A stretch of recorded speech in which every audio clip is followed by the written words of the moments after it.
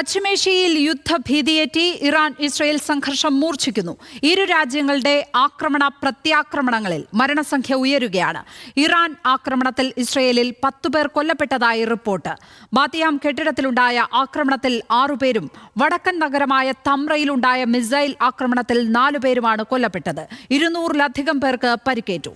ടെഹ്റാനിലെ പ്രതിരോധ മന്ത്രാലയത്തിലും ഇസ്രയേൽ നടത്തിയ ആക്രമണത്തിൽ 80 പേർ കൊല്ലപ്പെട്ടു. രാജ്യങ്ങൾ തമ്മിലുള്ള സംഘർഷം കൂടുതൽ വഷളാകുന്നുവെന്നാണ് സൂചന.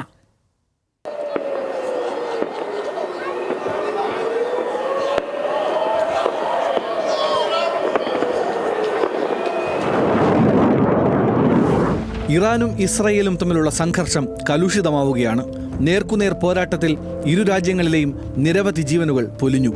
ഇറാനിൽ ഇസ്രയേൽ ആക്രമണം തുടരുന്നതിനിടെ ടെൽ അവീവിനെയും ഹൈഫയെയും ലക്ഷ്യമിട്ട് 100-ലധികം മിസൈലുകളാണ് ഇറാൻ വീണ്ടും തൊടുത്തത്.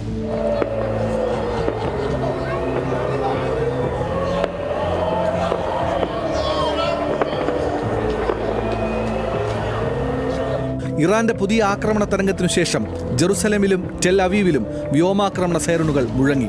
ഇസ്രയേലിന്റെ ഊർജ്ജ അടിസ്ഥാന സൗകര്യങ്ങളും യുദ്ധവിമാന ഇന്ധന ഉൽപാദന സൗകര്യങ്ങളും ഇറാനിയൻ സൈന്യം ലക്ഷ്യമിട്ടതായി ഇറാന്റെ റവല്യൂഷണറി ഗാർഡുകൾ അറിയിച്ചു. 2 എണ്ണ സംഭരണശാലകൾ ഇസ്രയേൽ ആക്രമിച്ചതായി ഇറാൻ സ്ഥിരീകരിച്ചു.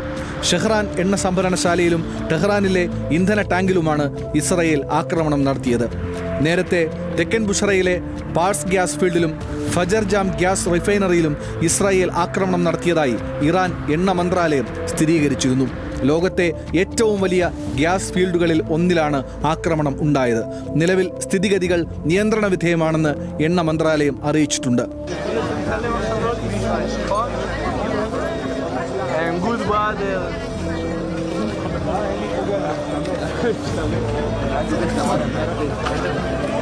ഇസ്രയേലിന്റെ നിലനിൽപ്പിനെ തന്നെ ചോദ്യം ചെയ്ത ഇറാന്റെ ഭീഷണി ഇല്ലാതാക്കാൻ ആക്രമണം തുടരുമെന്ന് പ്രധാനമന്ത്രി ബെഞ്ചമിൻ നെതന്യാഹു അറിയിച്ചു.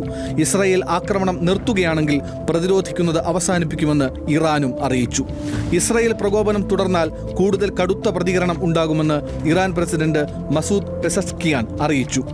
ആണവ സൈനിക കേന്ദ്രങ്ങൾക്ക് പുറമെ സാമ്പത്തിക സ്രോതസ്സുകളെയും ലക്ഷ്യമിട്ടാണ് ഇസ്രയേൽ ആക്രമണം തുടരുന്നതെന്ന് ഇറാൻ ആരോപിച്ചു. സംഘർഷം തുടരുന്നതിനിടെ ഇസ്രയേൽ പ്രധാനമന്ത്രി ബെഞ്ചമിൻ നെതന്യാഹു സുരക്ഷാ ക്യാബിനറ്റ് യോഗം ചേർന്നു.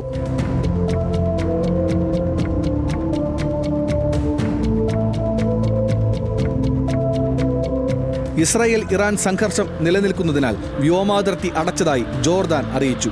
ഇതിനിടെ യമനിലെ ഹൂതി കേന്ദ്രങ്ങളും കമാൻഡറെയും ലക്ഷ്യമിട്ട് യമനിൽ ഇസ്രായേൽ വ്യോമാക്രമണം നടത്തി.